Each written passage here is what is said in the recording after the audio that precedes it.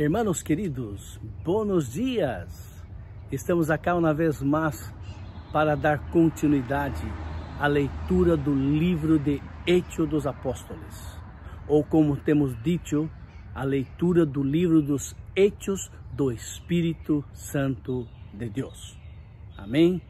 Amados, quando estamos lendo, quando eu estou ouvindo os outros pastores que fizeram a leitura do livro de Hechos, até a hora, até o capítulo 19, hoje vai ser o 20.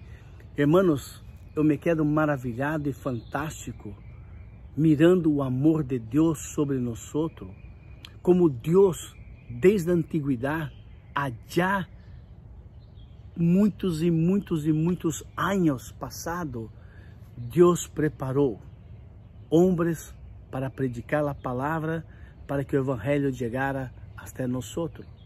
Como o amor de Deus sobre nós não tem medida, não tem altura, não tem profundidade. Hermanos queridos, quando eu estou ouvindo a leitura, minha mente se transporta para aqueles momentos, para aqueles dias, e me quedo maravilhado com os hechos do Espírito Santo de Deus através dos apóstolos da igreja allá, e nós outros fomos bendecidos. Hoje queremos ler capítulo 20, e assim diz a palavra do Senhor. Vamos pensar? Quando todo aquele alboroto terminou, Pablo mandou chamar a los que haviam creído e lhes pediu que não deixaram de confiar em Jesus. Quando todo aquele alboroto terminou, ou seja, ayer, pastor Ricardo leu como aquele homem chamado Demétrios, allá em Éfeso, hizo grande alvoroço na cidade para tentar destruir o apóstolo Pablo e seus seguidores, o apóstolo Pablo e os outros que estavam predicando a palavra juntamente com ele. Por isso diz, depois de todo aquele alboroto terminara, Pablo dijo àqueles que haviam creído em Jesus que não deixaram de confiar a Jesus, apesar de todo aquilo que estava passando. Luego se despediu de eles e foi para a província da Macedônia. Pablo ia de lugar em lugar, animando a los membros de las iglesias de esta região, e de allí ele foi para a Grécia, país onde se quedou 3 meses. Pablo estava a ponto de sair em barco hacia a província de Síria, quando supo que alguns judios planeavam atacá-lo. Então decidiu volver por Macedônia. Vários homens o acompanharam. Quem foram eles? Sópatro, que era filho de Pirro e vivia em la cidade de Bereia. Aristarco e Segundo, que era da cidade de Tessalônica. Gaio, que era da cidade de Derbe. Timoteu e Tíquico e Trófimo, que eram da província da Ásia. Esses foram os homens que estavam caminhando junto com Pablo. Todos eles viajaram antes que nós outros e nos esperaram na cidade de Troa. Quando terminou a festa de los panes sem levadura, Pablo e os que estavam com ele saímos em barco desde o porto de Filipo até a cidade de Troade.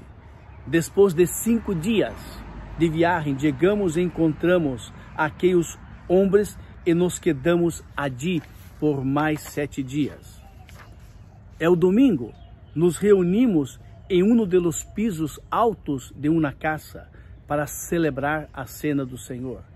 Havia muitas lâmpadas encendidas e como Pablo tinha que sair de viagem no dia seguinte, estuvo falando de Jesus hasta la meia-noite. Mientras Pablo hablava, jovem chamado Eutico, que estava sentado em marco de la ventana, se quedou profundamente dormido e se caiu desde o 3º piso. Quando foram levantá-lo, já estava morto. Pablo, pero barrou rapidamente, se inclinou sobre ele e tomando em seus braços, dijo: não se preocupe, ele está vivo. Luego Pablo volvió ao piso alto e celebrou a cena do Senhor e seguiu hablando hasta que salió o sol e depois continuou sua viagem. Enquanto a Eutico, os membros da igreja lo levaram sano e salvo a sua casa e isso lhe deu a eles muito ânimo. Ou seja, aquele jovem que havia caído do terceiro piso, estava morto e Deus o ressuscitou através da vida do apóstolo Pablo. Pablo havia decidido ir por terra hasta Asso, pero nosotros tomamos um barco para recorrê-lo allá. Quando chegamos allá, ele se uniu a nosotros no barco e fomos até o porto de Miteline. Ao dia seguinte, o barco passou frente à isla de Quio, e um dia mais tarde chegamos ao porto de Samos, porque Pablo não queria passar a Éfeso e nem perder muito tempo em la província de Ásia. O que desejava era chegar lo mais pronto possível à cidade de Jerusalém para estar allá no dia de Pentecostes. Seguimos navegando e um dia depois chegamos ao porto de Mileto. Estando em la cidade de Mileto, Pablo mandou chamar aos líderes da igreja de Éfeso para falar com eles. Quando chegaram esses líderes de Éfeso até Mileto, Pablo dijo: ustedes sabem muito bem como me hei portado desde o primeiro dia em que cheguei à província de Ásia. Aunque hei sofrido muito por problemas que me han causado alguns judeus e com toda humildade hei cumprido o que o Senhor Jesus me ha ordenado. Nunca hei deixado de anunciar a ustedes todas as coisas que nos ajudariam a viver melhor, nem de ensinar em las calles, em suas casas. A los judíos e a los que não são judíos, les hei dicho que pidam perdão a Deus por seus pecados e creiam no nosso Senhor Jesus Cristo. Agora, devo ir a Jerusalém, pois o Espírito Santo me ordena. Não sei o que vai passar allá. Adonde quiera que vou, o Espírito Santo me disse que em Jerusalém vão a meter-me na cárcere e que vão me maltratar muito. Ou seja, em cada cidade que Pablo havia passado anteriormente, o Espírito Santo de Deus havia revelado a ele o muito que ele iria sofrer allá em Jerusalém. E ele continua: não me preocupa se tenho que morir. Lo que sim quero é ter a satisfação de haver anunciado a boa notícia do amor de Deus como ele me ordenou. Estou seguro que não me volverá a ver-me nenhum de ustedes, a los que hei anunciado a mensagem do reino de Deus. Por isso, quero dizer-lhe que não me sinto responsável por nenhum de ustedes, pois já les hei anunciado los planos de Deus e los não hei ocultado. Ustedes devem cuidar-se a si mesmo e cuidar-se a los membros de la igreja de Deus. Recuerden que o Espírito Santo los puso como líderes de la igreja, para que cuidem a todos os que Deus salvou por meio de la sangue de su próprio Hijo Jesus. Quando eu muera, vendrá outros que como se fora lobos ferozes, atacarão a todos de la igreja. Também alguns de ustedes agora são seguidores de Jesus e começarão a ensinar mentiras para que todos possam ser sua igreja e que eles te sigam e te obedeçam. Por isso, tenham muito cuidado. Tenham muito cuidado. Recordem os conselhos que lhes hei dado durante 3 anos, apesar de tantos problemas e dificuldades. Agora lhe pido a Deus que los cuide com muito amor. Sua amorosa mensagem pode ajudar a cada de nós outros a sermos melhores a cada dia, se lhe obedecemos. Deus cumprirá a promessa que ha hecho a todos que han elegido para ser su pueblo. Nunca he querido que me deem dinheiro algum. Nunca.